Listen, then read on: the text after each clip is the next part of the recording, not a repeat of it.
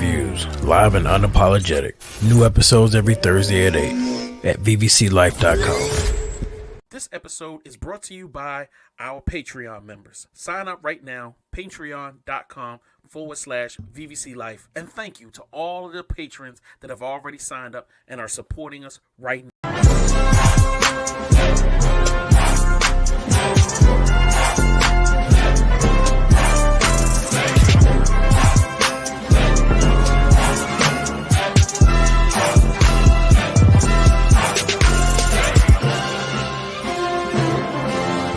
No ticket.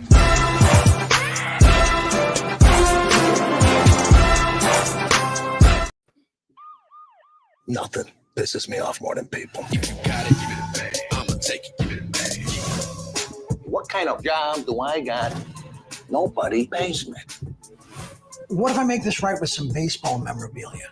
Guys, I've got Babe Ruth's autopsy report. I'm going to tell you something I never told a client ever. You shouldn't bet on sports. I can't do this anymore, dude.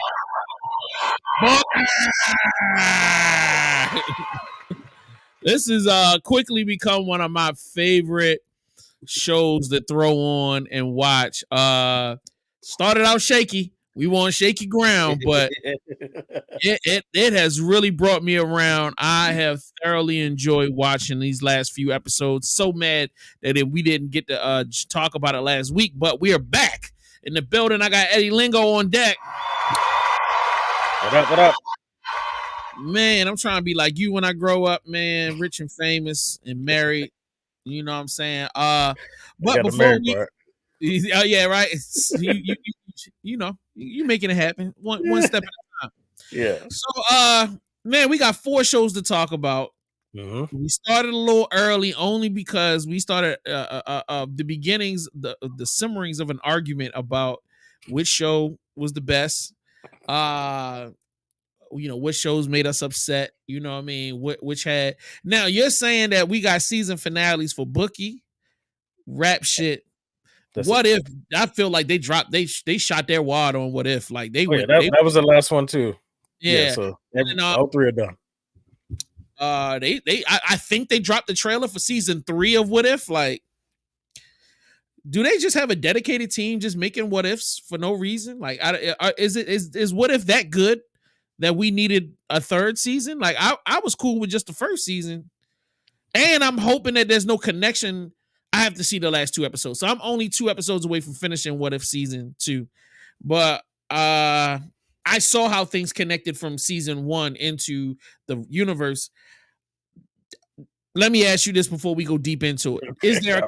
Is there a connecting through line for season 2 at the end of season 2? Yeah, for the same connection that you saw earlier, that story continues. It's like literally that story gets 3 parts in this season. Okay. So the last 2 episodes are going to go back connecting to that you saw earlier. Okay, got you. All right. With that being said, we're having a Bookie discussion. Let's start with Bookie. If you have not been following season 1, episode 1 through whatever are these 2, 8. Thank you, sir.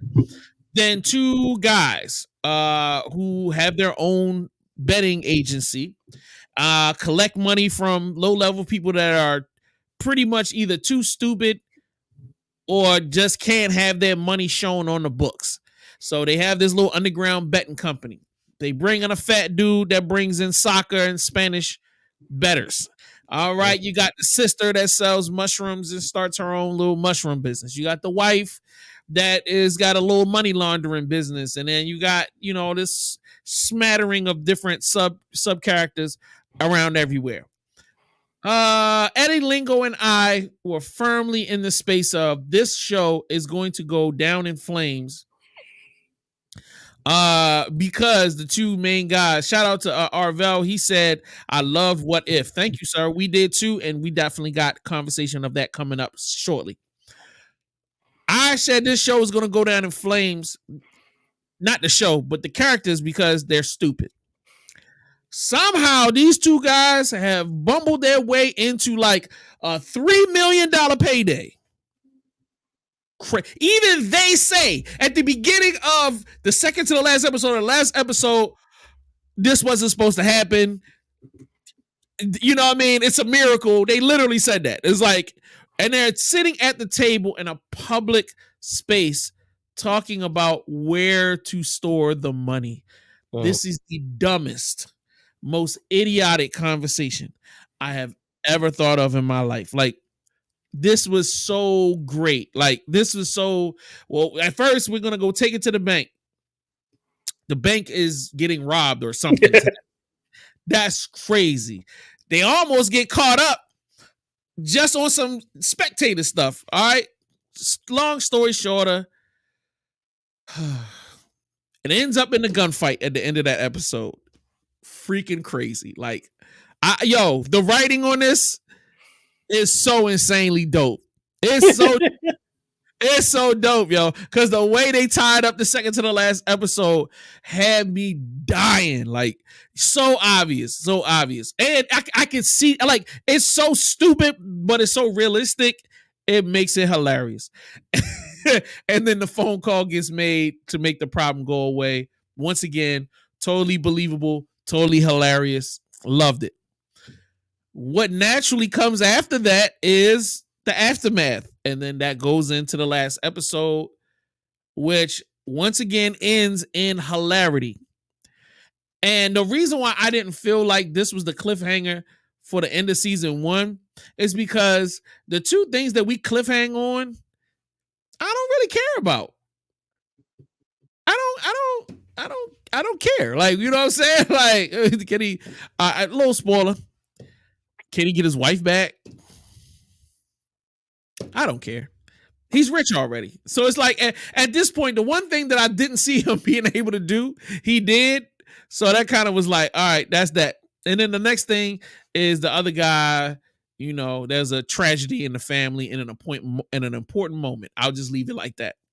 So if you want, if I have any lows or things to be irritated about, I felt like we could have had a better cliffhanger to bring me back at the beginning of season 2. Because obviously the whole problem of trying to find a place to store some shit was resolved. So, you know, also I feel like that if they had become targets because of the money, I'd probably be more on board. Like, the season end is like everybody like, oh yeah, yo, you got money, huh? Hey, you ain't got, because none of these niggas is like really protected like that. Like, they really move in the right way. You know what I mean? So like, it could be something. But let me shut up. That's my highs and lows. Eddie, where you at with it?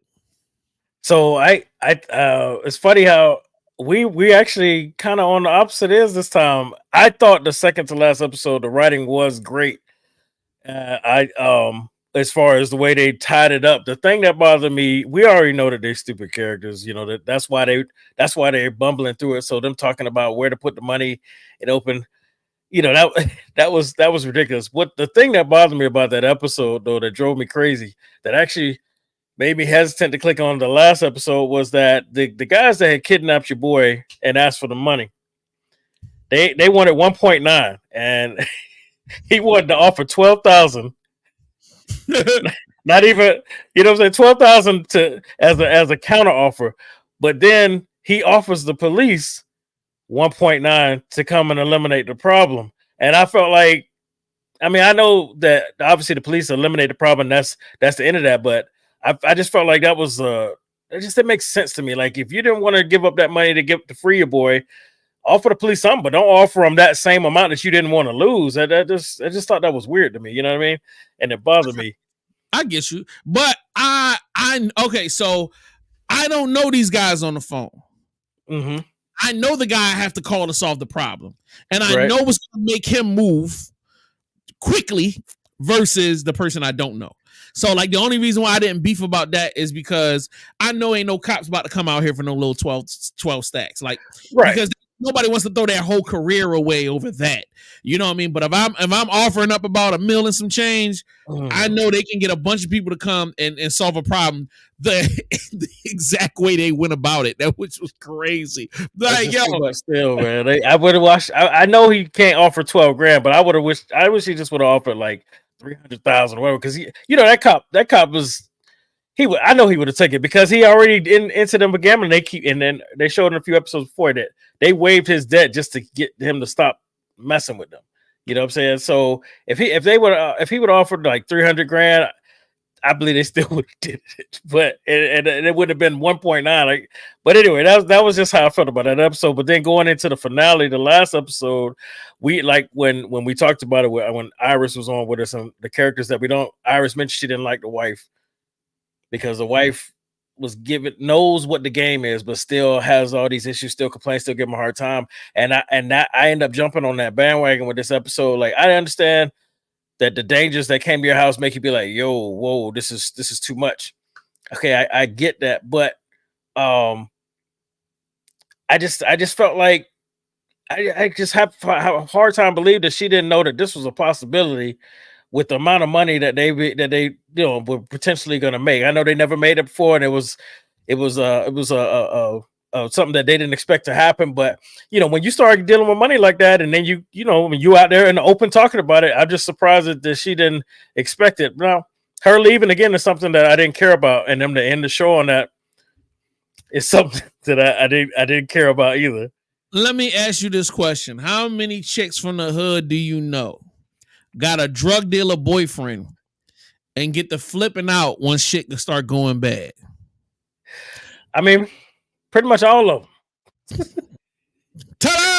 But they don't go anywhere. You see what I'm saying? They don't want that shit coming to their front door. I get that. And they put it on them to like, you need to make sure this don't happen again, even though he can't control it. But they don't get mad and leave. And that's what bothered me. They get mad. They don't leave because there's no option for them to go anywhere. You know what I'm saying? Because the shit be fucked up and it be in the same hood. And because our culture really praises and like we all praise the drug dealer. Like, yeah, he's the man. Like, he's the person that's gonna save us type bullshit. True. So first of all, she can't go nowhere because her mom 3 doors down. The second reason is that they've been taught that like this is it, and you gonna be a ride or die. Like, she's white, coming from an Italian family. She got somewhere to go, and when she took 500,000, also she got paid off top for her time. She shouldn't take no. You walking away from this, you leave that money here. Okay, you didn't do nothing to get this. But I know my husband. I know he ain't about to do nothing about it. I don't, and that bothered me, and that hit me. Like say, what you saying is accurate.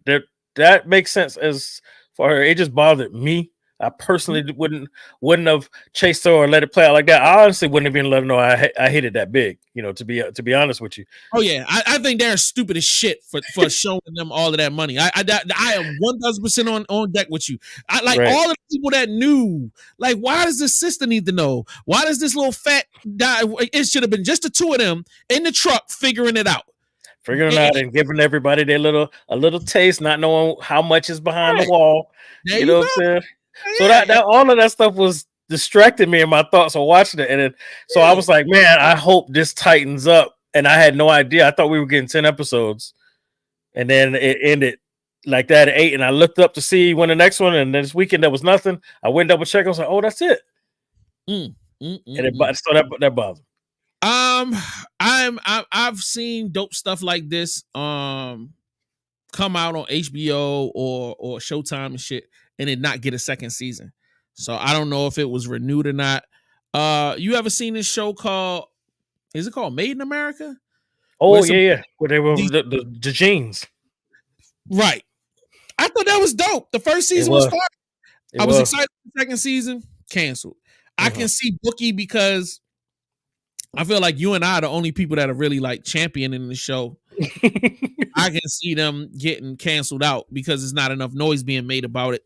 But if they do come back for a second season, because there's not a lot of minorities. There's really only one main minority and everybody else is just white. So I can see it getting renewed just off the fact that, hey, let's keep these guys working. But I hear that Hollywood is in a chop space right now where they're chopping a bunch of content. So this may not make the cut. So like we'll see. All right. Well, all right. Anything else you want to throw in there? Or let's do the season as a whole review. As a whole. As a whole. So what are you doing? Are you giving it a classic, good watch, catch on streaming, not doing it for me? Oh, hell no. Or if you ever show me this again, I will. All right. So what are you giving it, sir? I'm gonna give it a catch on streaming. You know, when I feel like it's still worth a watch, even though it didn't end the way I want to. I'm not saying this is the one you got to run to and watch first, but hey, looking for new content. There you go. I'm definitely going to say that same thing. Catch it on streaming. You know what I'm saying? Show it some love. You know, if you've run out of things to watch, this is definitely something you can pick up. Easy to watch, 30-minute episodes. You'll breeze through the first season, have some good laughs, have a little bit of tense. You know, it's one of those things where I feel like if you need something to not put you in a bad mood, this is a great joint for you. So like, you know what I'm saying? So like with that being said, let's move on to our first trailer of the day. Let's see. Let me give me something new and unique. We'll be right back.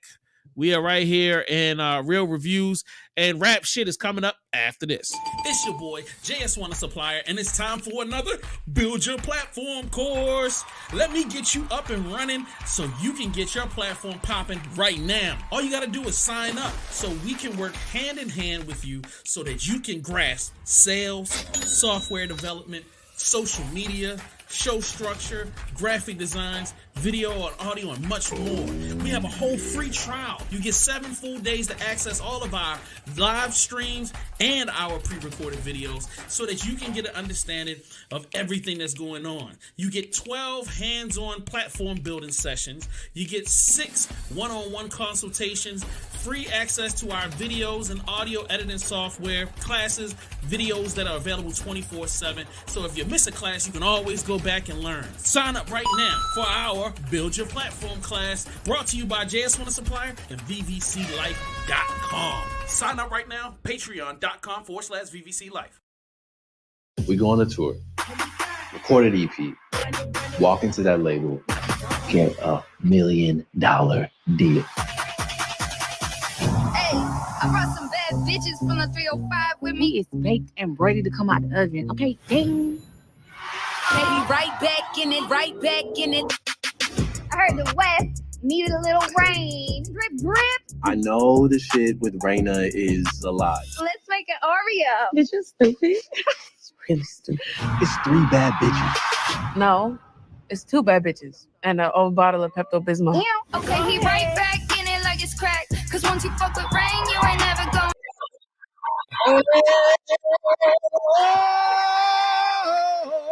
We back. Oh, talking about Trigger. Just watching that trailer. I'm already ready to scream.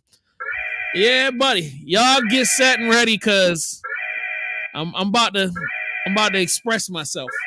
You know what I'm saying? But I'm not gonna go. I'm not gonna be the first one to go today. I'm gonna allow my gracious co-host, executive producer, and close friend of mine, Eddie Lingo, take the lead on this one, man. And whenever he's ready for me to express myself, I am here for him. All right, I appreciate you, man. Yeah, so we've been tracking rap shit all the way through, and now we are episode 8, and I got to tell you, man, this episode it rubbed me the wrong way, man. It rubbed me the wrong way, and you know these girls had an opportunity, and I saw, we saw from the previous episode that there was things working in multiple directions. Chastity was trying to get the deal with the Red Bull chick, and then our boy Francois that had got kicked to the curb was trying to manipulate them and to say, hey, I can get y'all there, acting like he actually really wants them. And then of course what's the name's baby daddy, he wasn't trying to really rock with them anymore, and all these things was happening. You knew that everything was on the cusp, but I still feel like that that there was not enough of a reality check. I thought we talked about early season, we thought these chicks were going to end up starting over or broke or with a learning experience that they didn't take advantage of the process. Things ain't gonna just fall into place just because you got one good hit. You know what I'm saying? And they never learned that. That was one thing that was frustrating. And then the biggest thing for me that bothered me is the loyalty thing. Chastity was rocking with them from the jump. Talk to him. Yes. When nobody was. I'm definitely gonna be talking about that. Right. Chastity hard for them, bro. She went hard for them, and I was really hurt by how they handled that situation. It actually it really changed my overall feeling for the whole season. It hurt, and I was hoping that, again, same thing like with the Bookie, that we would get a couple more episodes to remedy that. And then towards the end of this, not only do we see them acting like they're advocates for now all of a sudden they're advocates for mental health, but also check out our single "Bad Bitches Working."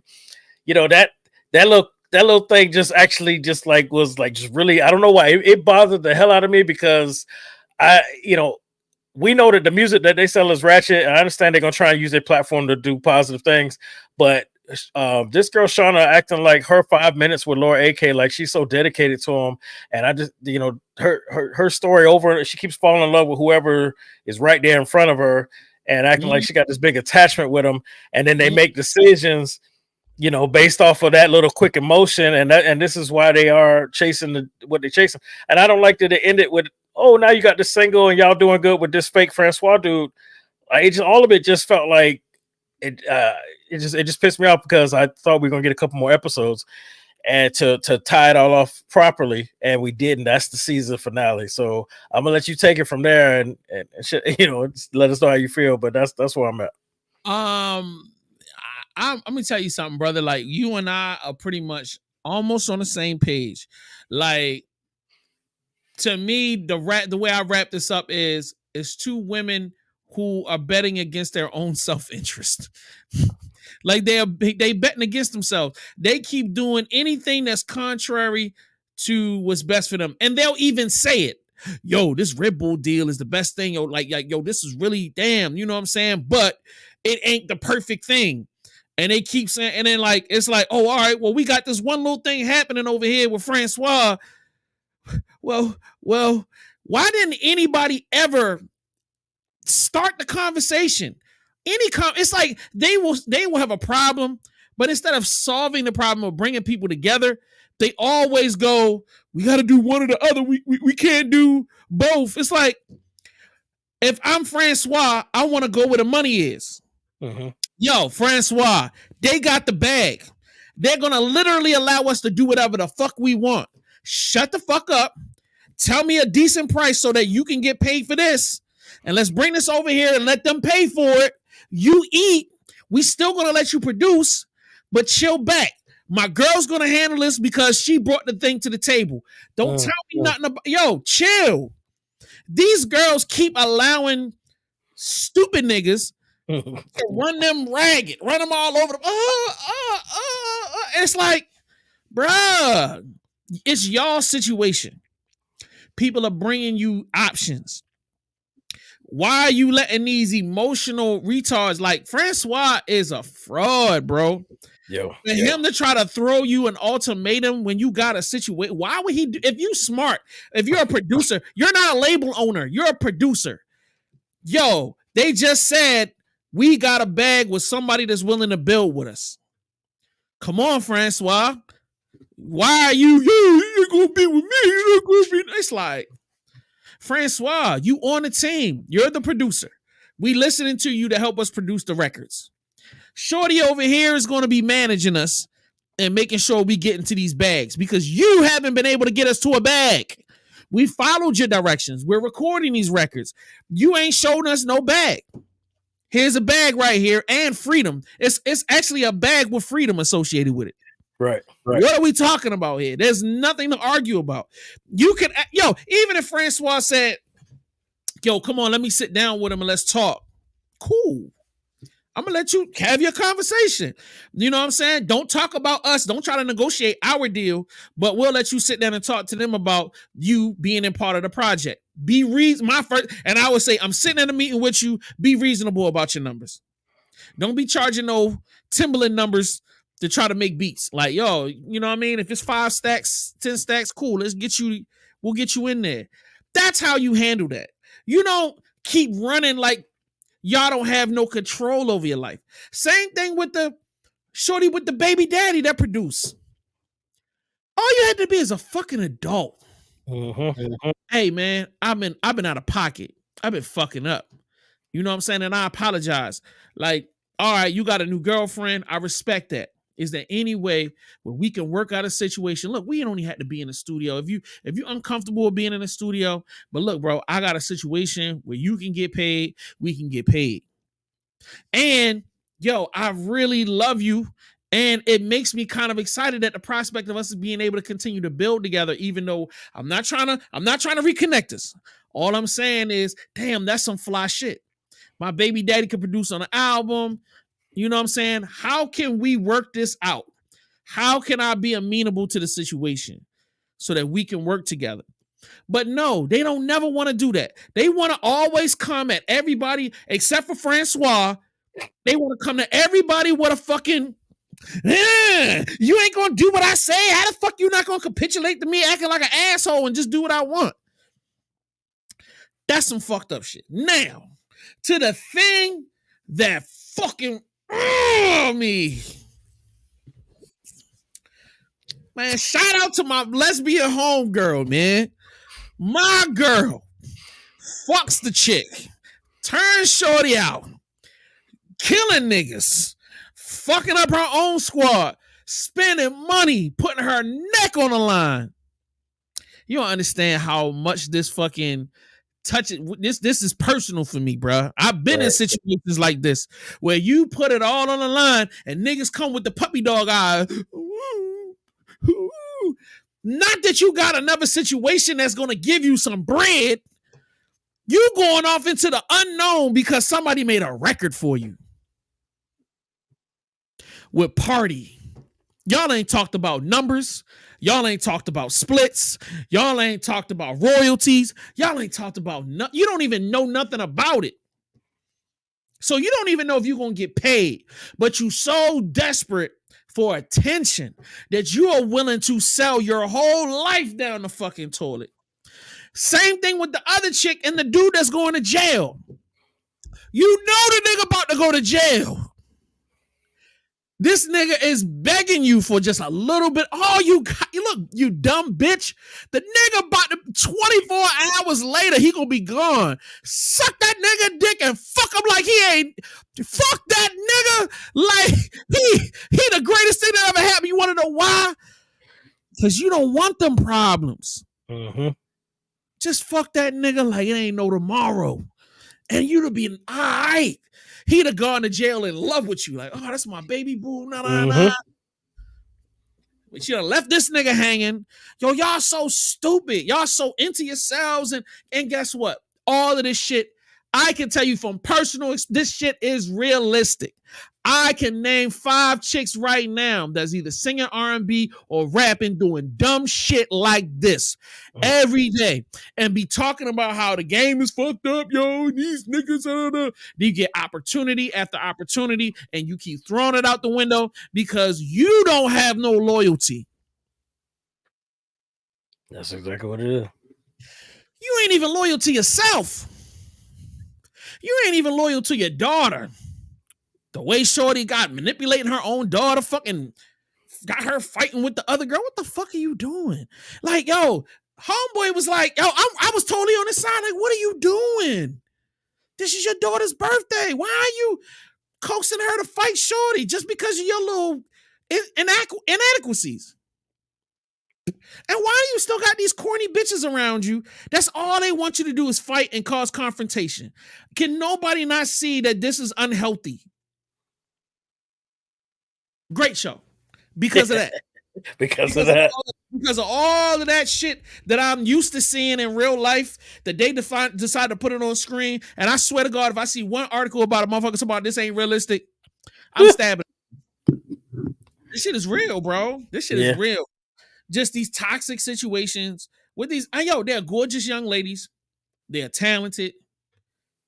But I don't, you know what I'm saying? I'm not even trying to point the finger. I don't know who to point the finger at to how they got to the place that they in, but it's just, man, can this be a cautionary tale of let us not allow our egos, our fear, and our desperation for attention to make you play against your own better judgment, your own better self.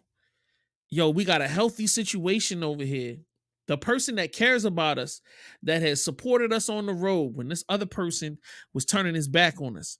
Why would I turn my back on this person? This person has shown me loyalty. Yes, she's not perfect, but shorty, neither one of you are perfect.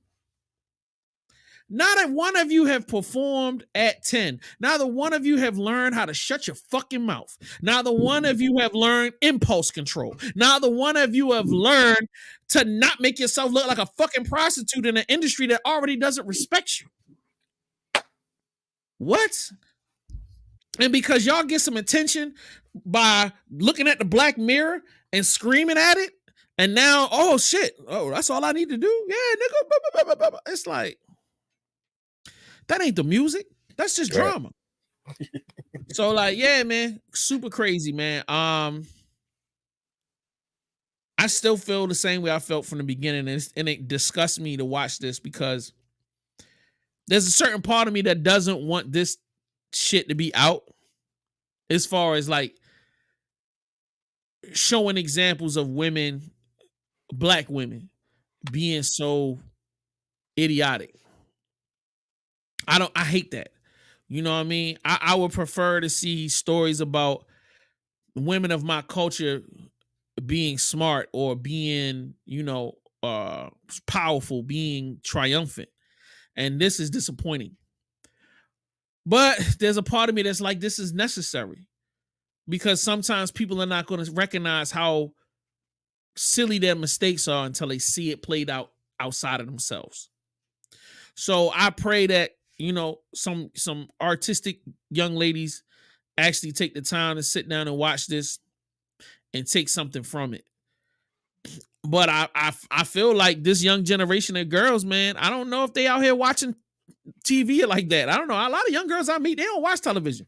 They don't watch movies and TV shows. I don't know why. You know what I mean? Maybe it's a dying art form and it's only for us old niggas. But I really hope some young ladies watch this and learn something. Please, please learn something from this, because I don't know what the fuck to say. So anyway, let's get to the goddamn.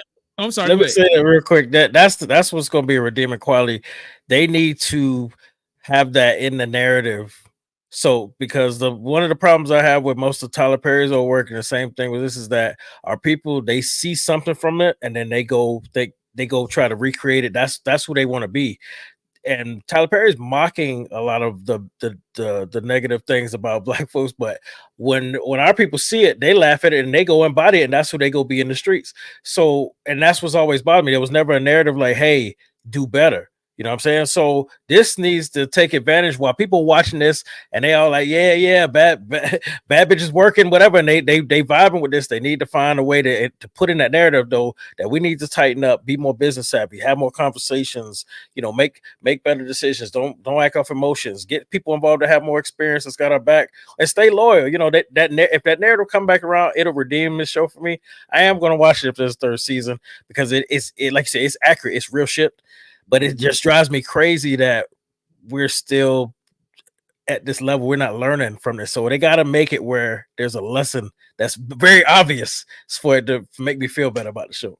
Word. There's got to be a point where we can responsibility and accountability, bro. This whole show reeks of the lack thereof. Is just, and you're dragging everybody else down with you. Sad. So anyway, classic, good watch. Catch on streaming. Not doing it for me. Oh hell no! Or if you ever show me this again, I will. All right. So where we going with it, big dog? Yeah, you probably not gonna like this one, but I'm with Catch on streaming, man. I'm not mad at you for that. Okay. I was higher up early in the season, but where I'm basically at, I mean, you know, because the first season, second season, I just expected a certain path, and I feel like they right where we said they was gonna be. They broke as fuck. Ain't got right, no deal. They got a record, but do they really have a record? You know what I'm saying? I don't know. right, I don't believe nothing Francois says. right. I don't believe nothing. When shit, he like, yo, the song is lit in the streets. I don't believe none of that shit. So, you know, I to me, in my opinion, they flat broke. They lost all of their real support. And you trying to, because at least at the beginning of the show, you had the boyfriend kind of like in pocket. You know, you had like the lesbian chick. She was at least the homie. You know what I mean? She was there. You know what I'm saying? So like, Shorty didn't have charges on her and she was sleeping around. Now she's just sleeping around and she done not slept with the one guy she should have slept with. So now we don't know how he gonna act when he was crying all on everybody's shoulder. And I'm thinking to myself, nigga, you know, in 15 months, what the fuck? And he still ain't gonna do all of that. It's so crowded in there. They're gonna get him out of there after 8. I ain't never seen a nigga get out. Like, it's 15 months, nigga. And it's not the rest of your life. But all right, I got it. I get you. I got you. And it's county jail. It ain't even prison. Like, come on, man. Maybe if I hadn't gone to prison and did like a week, I'd probably be like in the pocket with him. But after spending the amount of time I spent, I like, all right, I get it. I mean, it's not that. And I'm not saying this because I'm some gangster nigga. I get what you're saying, but you've been able to assess the situation. Same with me. It was a couple of months. So in the county, down in South Florida, in Broward County. So I'm sitting there thinking, like, bro, it's not like you're gonna go into Oz or anything like that. Right. You know what I mean? It's just, yo, you gotta do a couple months, my nigga. That's it. And it's not like you got a career or like anything real going on. You a fucking camera nigga. You know, your whole family's into the business, so they know what it is. So he's talking about, I gotta sell all my stuff. I'm like, you do? Okay. All right. You know, obviously you ain't got that much in the first place.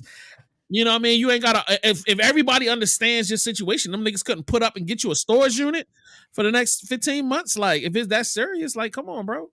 Y'all not really that gangster, bro. You know? Nobody. So, yeah, that's life, baby. You know what I mean? So, anyway, let's go to another commercial where we right back with, where we doing What If or we doing Reaching? Which one we doing? Let's do Reaching. All right, we'll be right back with why the fuck are we? All right, never mind. Let's go with real review.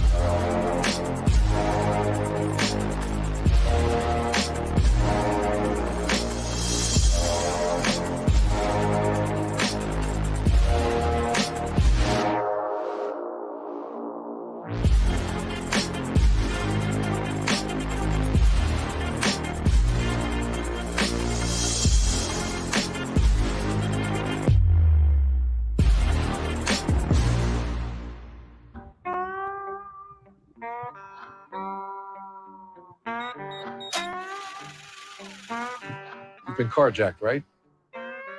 Don't turn around. This won't take long.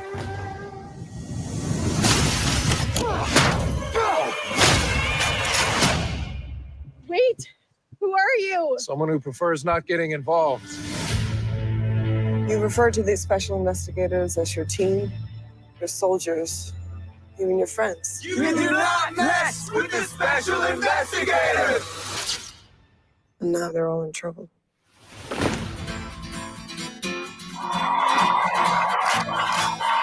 All right. Woo. All right. One of the less stressful shows of this season. We just got finished talking about Bookie. We just got finished talking about rap shit. Now we are on to the legendary 6'5", indestructible, all-American man. Reacher, back with season 2, having a very healthy discussion about how, you know, I ain't doing nothing but dick riding. This is a dope season. I am loving how things is going. So we are currently on, is it episode 3 or episode 4? That was episode 5. Okay, that tells you how far off I am. Now I've seen every episode, but I've just been so enthralled that I haven't been able to keep up. So in an episode 5. The team has finally tracked down all right, either the rocket manufacturer. Yeah, was basically. it? Yeah, they And went to the hub. Right, and they track down something. So the team actually has to split up in this episode. So you've got the 2 girls go one way and the 2 guys go another way, because if you would put boy girl, some stuff could happen. So we didn't want to do that. So we started realizing that people can't share hotel rooms without some hanky panky going down. So that's how it popped. So what we end up with is, the girls actually end up into some deep stuff, trying to track down these rockets. And then the other team is actually uncovering more truths about members of their own team. Dun, dun, dun. Is he really a big bad? Is he not really a big bad? We don't know. Even though everything points to he's a big bad. Man. So, come on, man. Eddie, tell me what's going on with you. How you feeling about this episode? I enjoyed this episode, but I was a little disappointed at they do a great job every episode of having Reacher have a certain level of intuition, intellect, the way he can point things out and spot things, and we're gonna go into a little bit of spoilers here, just so you guys know. The episode was cool. The action with the ladies was cool. Them chasing down the rockets, things getting more intense, more information coming out about Swan and Reacher having a problem with it. I'm hoping that he is actually still innocent, but we shall see. The 2 things that stood out to me about this episode that bothered me though is that I feel like the reason I feel like Swan is innocent is because he knows his team. He knows Reacher. He knows everything. I feel like he would have better prepared T-1000 and everybody else for the potential of what would happen if things went left. I feel like they would have been more prepared and understood. Like if you remember the episode where he got on the phone with Reacher and he didn't know who he was talking to, and then also when they had that flashback before he threw one of them out of the helicopter, he said, I'm just laughing at what the big guy's gonna do to you when he finds out. And he said, who's the big guy? So for that, I feel like if Swan was actually really involved with these guys, he would have been trying to prepare them, even though they still wouldn't have been ready, because our boy Reacher is just unstoppable. But I feel like they would have been more knowledgeable, better prepared. So that's why I think Swan's innocent. Second thing that bothered me is the way Reacher's intuition is, the way it works. As soon as they caught up with that guy and he said that he had to go meet for the payoff, we know that this company, all they do is tie off loose ends so stuff don't lead back to him. I knew before anything was said after that guy was not going to pick up a bat. He was going to be killed off. And I just thought it was like, I don't know, maybe they want to say he was distracted by the Swan information, but I felt like better writing would have been that Reacher would have already told that guy, like, well, I just saved your life because there's no way they're going to let you pick up that money. And then they find another way to trace down who's paying them from there. I thought that would have been better writing. But we only got 3 episodes left. There's only 8 episodes. I double checked this out, so I won't be cut off guard. There's only 8 episodes this season, and this was 5, so they're trying to tie it up. But I would have liked it better if Jack Reacher would have realized, like, these people, they're tying off loose ends. There's no way they're gonna pay you and let you walk. So you're lucky I saved your life. Now we need to figure out how we can trace back that money. That's all I got. Got you. I agree with you. I kind of knew that he was gonna die. Once they were like, "Oh, we're gonna send you back in the building," I thought that was kind of dumb. However, I'm like, we needed to go through this so that we could dump this guy off and stay focused on the story. So, I felt like this was kind of a filler episode. And like it was kind of like we need to get from here to here, and we need to drop off these little tidbits so everybody can know what's going on. All right, cool, let's do it. And I'm not really beefing, you know what I'm saying, because I was still entertained by it. But yeah, I'm still confused that what not necessarily. All right, I guess what's the way? Let me. How do I say this to where it makes sense? How do we make everybody not understand? Like, all right. So is the guy good or is the guy bad? Meaning the guy from the unit, and they conflicting Swan. So I'm at this point, we're trying to solve a case. Why are we so enamored with whether this guy is good or bad? Like once I solve the case, I'll know whether or not he's good or bad. I don't have to worry about this. Like, you know what I'm saying? And if I come across this person then we can address this. But like right now, we got bigger fish to fry. I feel like the amount of attention that they're not putting on what's important is just annoying.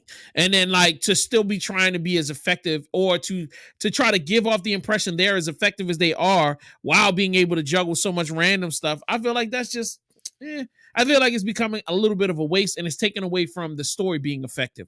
You know what I'm saying? Because like instead of this being a dope, effective Reacher show, it's becoming like, you know, the fun gang. This is us being fun and Reacher's too serious and we want to bring the balance. And it's just kind of like, bro, Reacher's getting shit done. Y'all niggas need to shut the fuck up and just get focused. That's just how I felt. Word. It was definitely a killer episode. Definitely. I'm looking forward to seeing the resolve and see how everything wraps up. 3 episodes left. Thank you. And you know, I'm just going with the flow at this point. I have no notes. I don't necessarily say anything is bad or good. I 1000% agree with you that at this point, with Reacher causing as much havoc as he's causing, and you kind of doing these little small half measures, so you send 2 snipers to a funeral, like that's messy. That's messy and stupid. Like I was dumb. You know, I just feel like there's way better ways. I feel like you should wait till he comes to you before you do anything. You trying to continue to take shots at him from distances. It's leading them to you. It's you causing more issues and you making them, you just pissing them off. You know what I mean? And you're leaving breadcrumbs. You're leaving breadcrumbs. So like at the end of the day, you should be continuing on with your plan, ignoring, you know, at the end of the day, the smartest thing to do would just be to follow him. Follow him. And any checkpoints that you feel like will be points of exposure, let's make sure we put people there to pay attention to and be prepared. So if they were to come into that factory, not the factory, but the warehouse, there should be guys there at the warehouse. You should have taken care of them. The moment they pulled up, you know what I'm saying? Oh yeah, we got some information for you. We're going to step into the office. That would have made more sense. Versus, you know, this is goofy shit that they was doing. Then the highway joint where the guy got killed and they was doing, I was like, wow, this is way out in the open. Like 1 million people could have drove by on this highway and witnessed all of this activity. Too much. I felt like it was just too much. If they had pulled into a back of a big ass lot in the middle of the night, I probably would have been on point with you. I mean, as a person that has engaged and dealt with truck drivers, there's so many places you could have engaged this person besides in the middle of the day on the side of a 2-lane highway. Crazy. And the trucks are going 2 different directions. So people can't just pass by and not pay attention. Like niggas have to really stop and go, what the fuck is going on? Because I'm trying to get around you motherfuckers, but this whole goddamn road is, and then you got a dead body in the middle of the road right between where niggas will go around. What? So, you know, I know you wanted this to be like the all love session for Reacher, but no, I feel I just because there's more coming, I let it slide. But if this would have been a finale like the other 2 shows, I would have been raising hell. I'd lit this motherfucker up like a Christmas tree. Absolutely. But let me ask you this: you think the detective at Reacher go actually ever get there, man? Because you know, in the first, those early episodes, he said, "If you call me dirty again, we're gonna do it." And so in this 5th episode, he called him dirty. And he said, if you call me dirty again, like, bro, how many more times you gonna get him? Y'all gonna do this or what? Like, what do you think? Why you want them to fight so bad? You know you get ass whooped. I don't even know why you even doing that, bro. Like, that's why, because I hate when people, he's talking because he thinks it's not gonna escalate. And I want him to see this is what happens. Now you got the problem. Let's see what you do with it. Because that's just a pet peeve of mine. No, I don't. I don't think they're gonna fight ever. I don't think it's gonna happen. Do I feel like they'll become friends at a certain point? I feel like they kind of friends now, because that's just how a lot of. That's how he'll pop up in the 3rd season, like the detective from the 1st season did. Like Reacher knows how to make friends, and he's only agitating them because he wants them to be focused and get stuff done. And he knows the best way to keep them on edge and to keep him aggressive is to keep him upset. So Right. like I feel like everything he's doing is a tactic. You know what I'm saying? So It at the end of the day, great storytelling. And it's not stereotypical, and I can't wait. I can't wait to see the rest of this stuff hang out. So at this point, we can all say good watch. I'm not going to say it's a classic yet. So good watch. Still a good watch. Yeah, it's still a good watch. So we got another trailer, and then we coming right back with What If. Y'all keep it locked right here on Real Reviews. Ladies, I'm going to give you what you're all been waiting for. Are you out of your goddamn mind? Excuse me, Lord. Oh, you got to be shitting me. Those horny bitches ran at my highest bar tab in weeks. Sometimes you just want to get wild. All I asked was to hang with my girls. It's time to hang with the guys. Drop it. Is the stripper brushing her hair? That's my kind of trick. Woo! Bumping and grinding. What the hell? It smells like now laters and hood rat pudding. How did I not know this dude was white? Doc is out. Why am I out? I loved being black.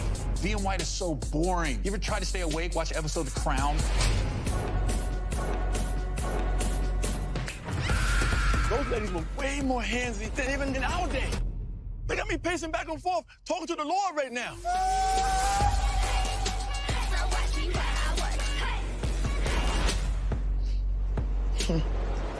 You ready for round two? Stop crying! Stop! This kid puts on quite a show. I have eyes on the target. He does not look all that threatening. Looks can be deceiving, Your Highness. Are you sure you do not want any backup? Nah, I'm great with kids.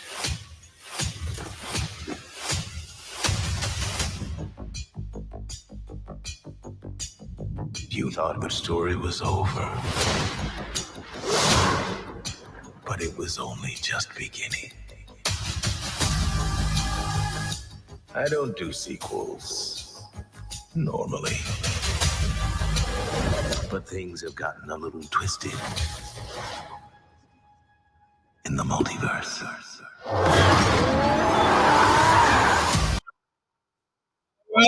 All right. We are back. Movies and review or reviews, real reviews with review niggas. Damn, I messed that all up, bro. You held the note though. You was holding appreciate it. that. Appreciate. I try my best. You know what I'm saying? We got Eddie Lingo in the building. What up? We all in it, man. We all here, man. We here, man. So, what if the continuation of another Marvel film, TV show, property, IP that does not have my guy in it? You know what I'm saying? Light-skinned nigga from American Hustle or Hustle. So, yeah. It's fucked up.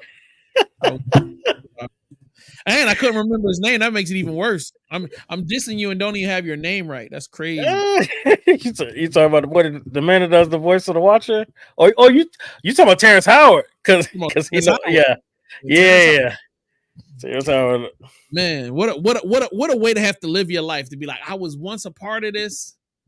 Man, they kicked me out before it cranked up. I could be a billionaire by now. Oh well. I mean, we should dig into that because from what I heard, it was his own doing, but I haven't fact checked. I'm quite sure it is. I'm quite sure. He come in talking too much shit. Like, yo, this is not one of these places or times when your opinion should be a part of it, nigga. Just right. You should be along for the ride. I'm quite sure that Don Cheadle know how to get his newspaper. Hey, call me when you need me. I'll be in my. I'm chilling. Don Cheadle probably know when to pick his battles. You know what I'm saying?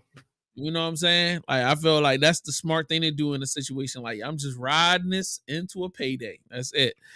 So, all right. What If Season 2 has launched off? All episodes are now available. It is now December the 31st, 2023. We are definitely New Year's Eve potting for you guys. So, with that being said, the question comes down to what did you feel, or what are your initial impressions going into What If Season 2?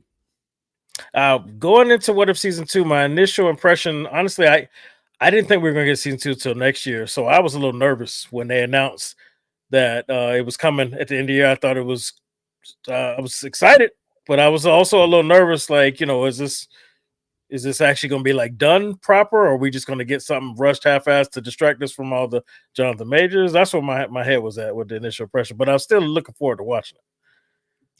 Right. What I don't think, and this is just me speculating, I think when the strike happened, I don't think the strike affected graphic designers and video editors and cartoonists and stuff like that. So if the script was already completed and we're in a strike, this can move forward and be a position filler. So I definitely felt like they already knew what they wanted to do. The voice acting was probably already done, or even if it wasn't done, hey man, I'll make the bag a little bit bigger for you here. Just coming under the wire, knock this out for me, and we can just say it was done whenever. Nobody's on camera. It's all voice acting. I mean, like, and even if it wasn't, it's been enough time between the end of the strike till now for them to just come in, read the script, read off their parts, and keep it moving. That's what I was nervous about. That rushed effort. Right. I didn't think about any of that at all. I should have. I don't know why I didn't. But what I will tell you is that I wasn't looking forward to this. Season 1 was cool. You know what I mean? I think that one zombie episode took me out of the complete series. But the rest of it was really good. I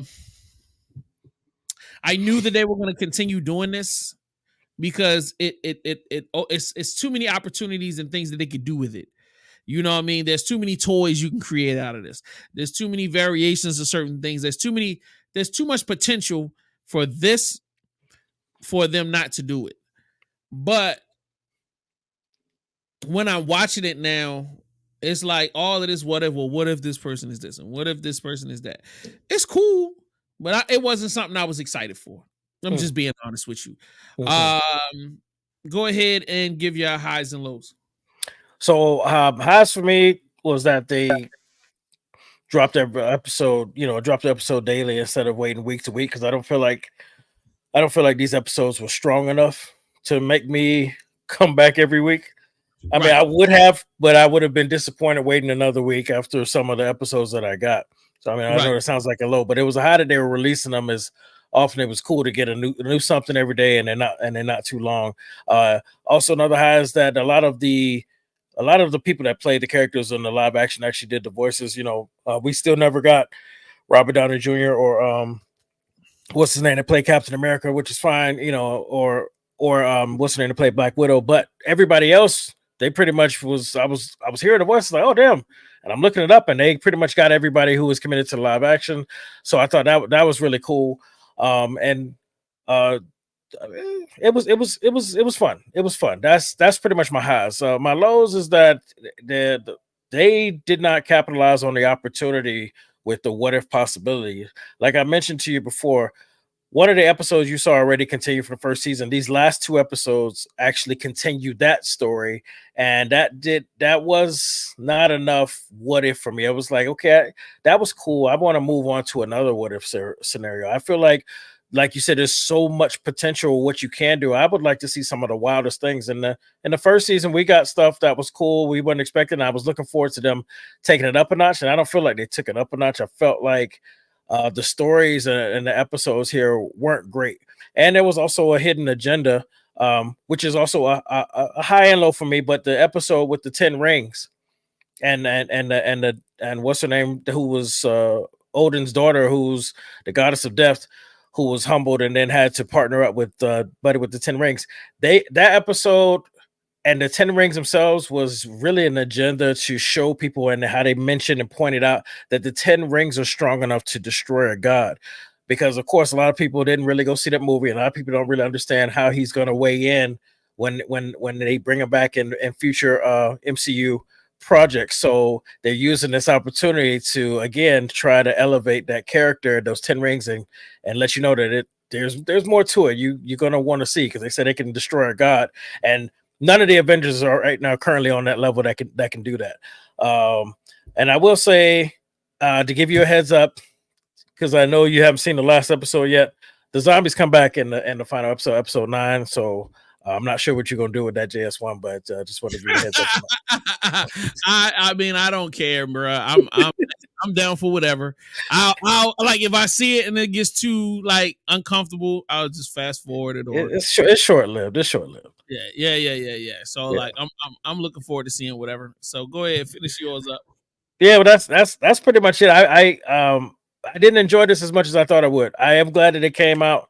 All the episodes didn't meet a certain level. The story, the potential that they have for what if, I felt like kind of plateaued. And then, like I said, 3 episodes end up kind of changing, taking the same story with Peggy Carter, and they weren't phenomenal. It was entertaining, and I think them giving it to us in this format made it more tolerable, because I would have been upset if I had to wait week to week for these mediocre episodes. Right. How do I say this? Like, this is watching What If is the reason why I don't really like, when I was collecting comic books, I wasn't the type of nigga to just see something and go, let me give it a try. Because there's too much potential for it to just be boring. And I'm sitting there reading something and I'm just like, whatever. Like, you know what I mean? The videos, I mean, the stories are cool. I'm not gonna beef about the stories. The animation, dope. Voiceover work, dope. I guess I'm tired of seeing random Marvel stuff, and it's no unique storytelling. It's just throw somebody that could potentially be bad into a situation where they could be good. Fight the bad guys, win. All right. The closest thing I got to something that was potentially interesting is like when Nebula almost died, but then that story turned around and it was just kind of like, all right, my nigga, like, I'm so tired of this shit. Like, it really was boring for me. And I was finishing it because I didn't have nothing else to do. I had pretty much watched everything else I wanted to watch. So, and I'm struggling to keep this Disney Plus subscription. So and just to let y'all know, Disney Plus, I'm probably going to cancel in the next week or so, because, well, I gotta fucking finish Percy Jackson. Ooh, Percy. Y'all sons of bitches, boy. They know how to keep me on by a thread by one freaking show. Like, and y'all better come up with some Star Wars, because when I cancel, I'm gonna cancel with prejudice. You know what I mean? But anyway, yeah, man, not too impressed. I'm gonna finish it because I ain't got nothing else to do, and it's New Year's Eve, so whatever. That's my highs and my lows. And that's it. I wish I could say something more profound, but it's just disappointing. It let me down. I will say this though, Disney Plus they are actually very good at planning out layering the next draw or right on top of the end of something else. They don't actually have any gaps. They learned their lesson after Hawkeye. There's never going to be a gap. So if it might, every time you think you can cancel, you might end up finding something that you want to keep watching. So yeah, I mean that was a couple of months where I could have canceled and I would have been all right. And like the way I'm thinking about it is, I may cancel and let a couple of seasons of stuff stack up, so then when I come back, I can just go ahead and enjoy it all. You know what I mean? Like, Percy Jackson ain't like, had I not started seeing the first episode, I could have canceled him and fine. And I'll be like, I'll get back to it when I get back to it. But only because I pressed on that first episode, I'm like, oh, yo, this is actually kind of cool. But like, I only really bought Disney Plus for Marvel and Star Wars. Yeah. And Marvel is starting to get on my nerves, so I'm about to be back to don't need Marvel. I'll wait for a Star Wars show to come back on, and then once that happens, you'll have me back in for just that. And then, like, while I'm back for the Star Wars, I'll go ahead and consume all of the Marvel stuff I might have missed, and then I'll cancel it again. You might as well just let me just use my login, man, and create a profile. My nigga, you know what I'm saying? I feel like Disney is definitely for people with kids. When you don't have kids, it's like, why am I logging into Disney Plus? It doesn't even make sense. But anyway, with that being said, let's get into reviewing this season. It's so important to ask the question: is it a classic? Is it a good watch? Is it a catch on streaming? Is it not doing it for me? Is it? Oh, hell no! Or is it? If you ever show me this ever again, I will you. So, Mr. Lingo. All right, you might be a little surprised at my answer, but I'm actually gonna go with not doing it for me. I would have said catch on streaming, but it requires you to pay so much attention because it's so different. But I don't think it's worth that much attention. So I would say play it in the background, catch on streaming, but you got to pay too much attention to it, and then when you do, it's not worth it. So it's not doing it for me. No, I ain't mad at you. I mean, it is what it is. I don't. Yeah.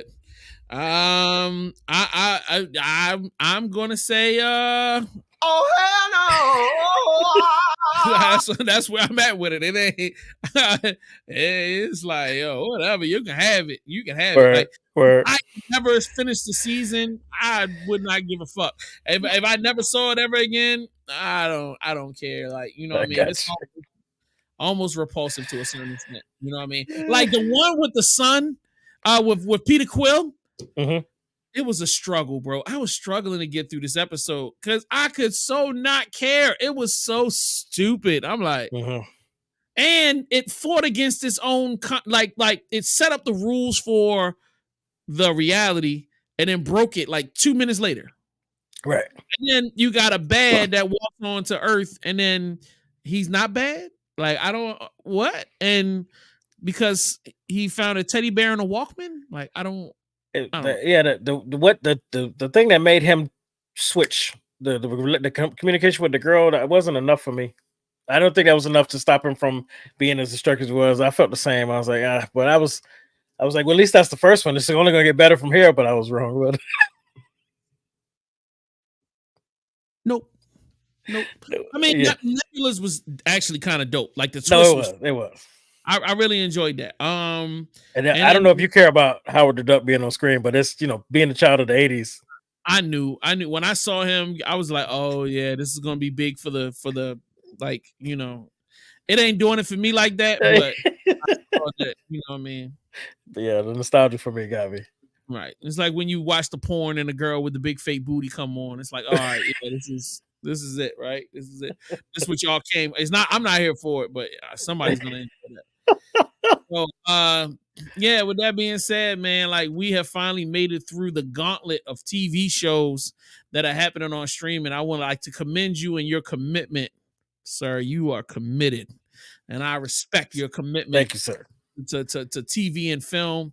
Man, and there are actually a bunch of other shows that I've kind of ran through too. So yeah, we're gonna in the new year, we're gonna drop y'all some new stuff. We'll definitely want to get Percy Jackson on the lineup and a few others. We'll have some discussions about.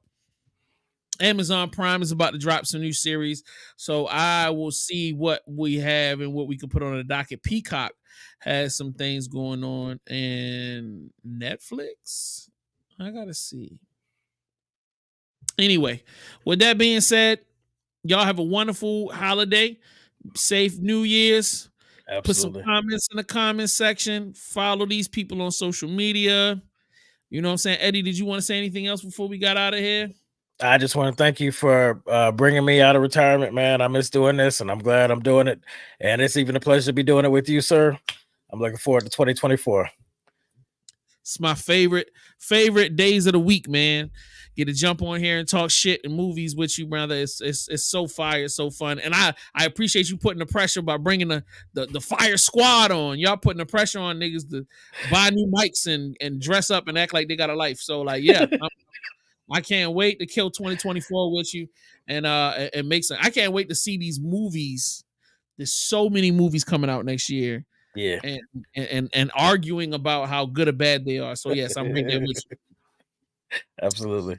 All right, we'll check y'all next time. Y'all be safe out in them streets. Don't forget, Friday coming up, we have the Back on the Strip, 8 p.m.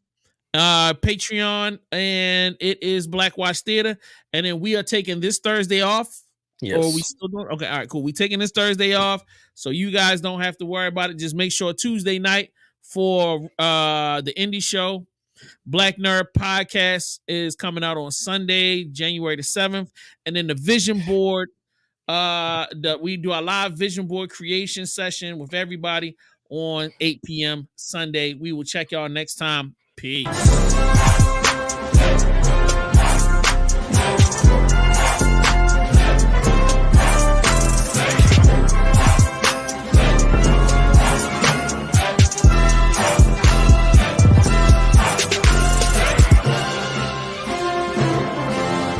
No ticket.